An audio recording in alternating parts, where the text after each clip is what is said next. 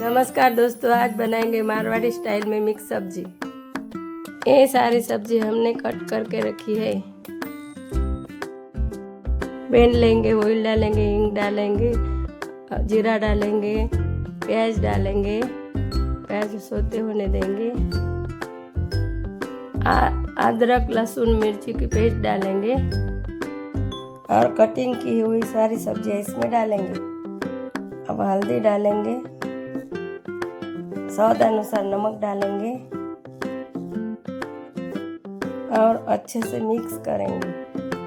Mix होने के बाद पानी डालेंगे और ढक के पकाएंगे।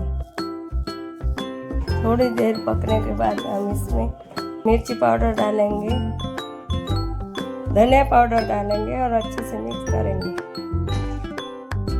थोड़ा सा पानी डालेंगे और ढक के पकने देंगे।